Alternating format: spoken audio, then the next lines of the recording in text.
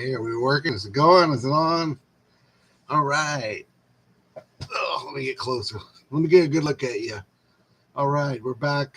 Chapter 9, Mulligan Stew.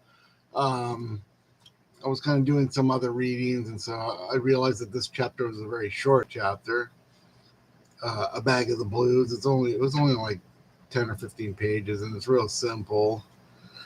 Um, yeah, it's good to be back reading Mulligan Stew. We are going to do an interview, I think, on Tuesday, so look forward to that with one of the experts on Mulligan Stew, and he did his own kind of podcast on the book, and he talks about a lot of great books, and also if you read Mulligan Stew, you should probably read At Swim Two Birds by Flannery O'Brien. Then I'm gonna read introduction by William Gass. That's good. Yeah, this is I when I read Mulligan Stew 40 years ago, I did read James Joyce and Beckett, but I didn't read Flannery O'Brien. So I read Flannery O'Brien probably around that time, maybe 86, probably 85, 86, maybe right after. So so A Bag of the Blues. So we get this chapter. We get this totally another crazy chapter. A Bag of the Blues. The main characters are totally gone. It's basically just a tribute to Daisy. We don't know if it's Anthony Lamont or Martin Halperin talking, but it just kind of goes through every angle of Daisy, how great she is, like all her names, just like all the way, just how. So we have that. So we have about 10 pages of that, and then we get to Lamont's scrapbook. More questions as answers. This is about the fourth one, maybe fifth. Lamont question and answers Lamont's scrapbook in the form of the Writer's Digest. Where they ask you questions and you fill in the blanks. How many miles to Babylon? Hast thou named all the birds without a gun? Can anyone explain the wonder of love? So I'm not really sure how that works, but it's in there. And then right at the end of this chapter, he has the Lamont's notebook. Because I could read this in the full because it's very short. Yeah. So if Pearl, that's the previous chapter, was curious and unlike other chapters, what to make of Bag of the Blues? Better as an alternative, the unrequited lover fits nicely with the plot to date. The chapter wrote itself, a stagey Halpern with bravura rhetoric. It strikes me that I need not substitute blues for Pearl. I can have blues come earlier and have the love consummated in Pearl.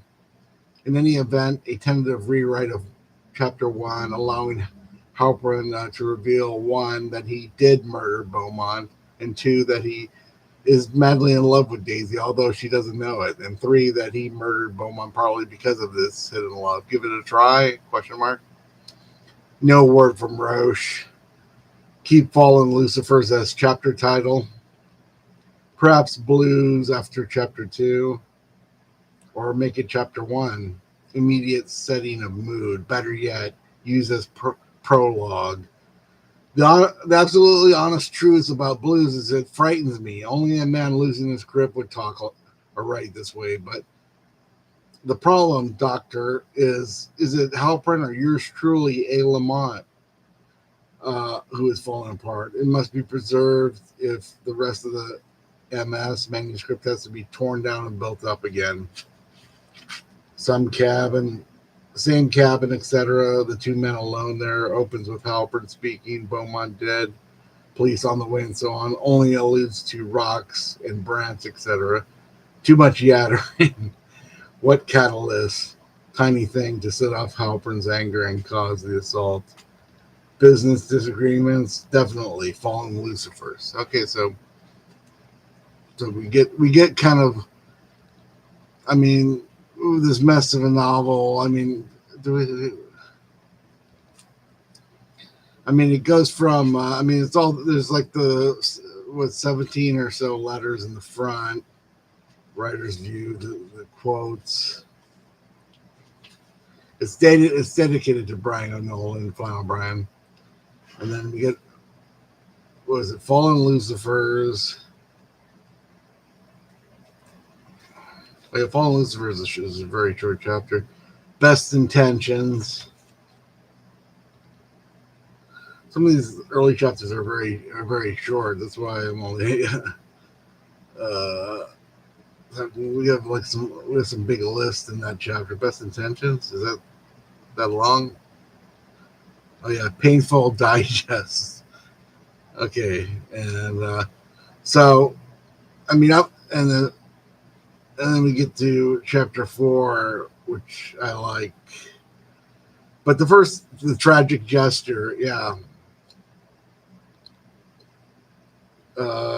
Where he kind of, all of a sudden he kind of has this kind of Western kind of goes back in time and stuff. So, if the first 3 chapters are sort of bizarre, like a lot like,